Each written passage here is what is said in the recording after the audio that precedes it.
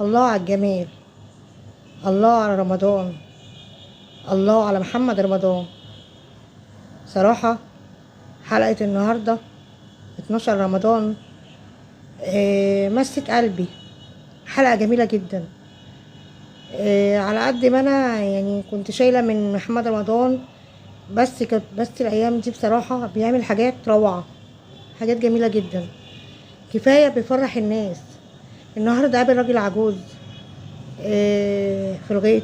الراجل مش عارف حاجة، فطرته مخلياه ان هو فاكر الفلوس مزورة. بالعكس، محمد رمضان رضاه وخده على قده وقالوا لا احنا حقيقي. قلبي ساعتها عيط. عيط ليه؟ ودموعي نزلت. هقول لكم ليه. لان هما فطرة الانسان جميلة جدا.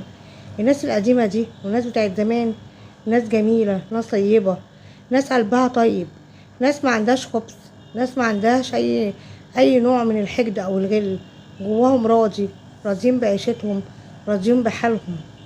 الراجل بكل حب وكل ود قال له يا ابني، طب اديني الفلوس عند البيت عند اهله عشان يطمن ويطمن اهله.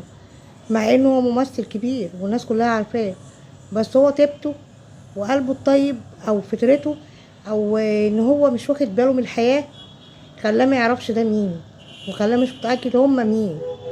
اتكلم معاه بطبيعته بفكرته.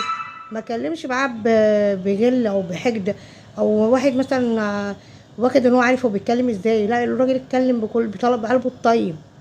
حلقة جميلة، ويا جمال محمد رمضان وجبر الخواطر وجبر بخاطر الراجل وجبر بخاطر مراته.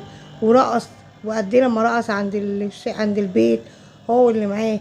وقد وقد ايه هو كان فرحان ان هو فرح الناس وجبر بخاطر الناس. وقد ايه مراته والست الطيبة، الست الأصيلة الفلاحة الأصيلة اللي فاهمة ان ده ابنها بسيته من راسه. حاجة جميلة، حاجة خلتنا من جوانا نبكي لان احنا شفنا الناس الطيبة دي بتعمل ازاي. الناس الأصيلة المتأصلة اللي نادر وجودها، نادر وجود الناس دي. قد ايه انت جميل يا محمد رمضان وجبر خواطرك للناس. والله صدقني انت اكتر حاجة عملتها واحسن حاجة عملتها من مسلسل، من 1000 مليون مسلسل، هو الشهر دوت. ان انت رضيت الناس وجبرت بخاطرهم. وقد ايه بتفرح ان انت بترضيهم. في ناس هتقولي ان هو بيكسب من ورا الحلقات دي ملايين، بس كفاية ان بيراضي الناس. كفاية ان هو بيبقى فرحان برضا الناس. وكفاية انه قال له انتوا اللي عملتونا يا حاج. كفايه الكلمه دي، ان هو فهم ان احنا اللي عملناه، فهم ان الجمهور هو اللي عمله. قد ايه. بلاش بقى اللي هي القلوب اللي فيها غل واللي بيحقد واللي بيتكلم. وقد ايه إن انا شفت حاجات غريبه قوي. الناس اللي بتكسب دي وقد ايه ان هي هاديه وراسيه كده في التليفون. احنا كنا زمان لما يتصلوا بينا بتوع اريال ويقولوا لنا انتوا كسبتوا، يلا على الزغاريت والدنيا بتتشال. انا معرفش هم اكيد محتاجينها ومش محتاجينها، الله اعلم. بس اكيد برضو كلمة محمد رمضان وسياسته ليهم. بس هم ما عندهمش ان هم مش الفرحة القوية ان هم بيفرحوا قد ايه المكسب. ايا كان بقى المكسب قليل كتير بالنسبة لهم، بس بالنسبة لناس كتير وبالنسبة لناس غالبا ان هو كتير، ان هو حاجة حلوة، حاجة تفرح قلوبهم. بلاقيهم ان هم مفيش رد فعل قوي، مفيش رد فعل كده. اللمه الحلوه، حب رمضان، الزغاريت، الكلمه الحلوه زي ما كنا بنسمعها زمان ايام مسابقه اريال ومسابقه شمعدان ومسابقه بيمبي. واجمل ما يقال ربنا يجبر بخاطر جميع، وربنا يجبر بخاطر كل واحد بيجبر بخاطر حد غلبان او حد مش عارف حاجه او حد محتاج الحاجه دي.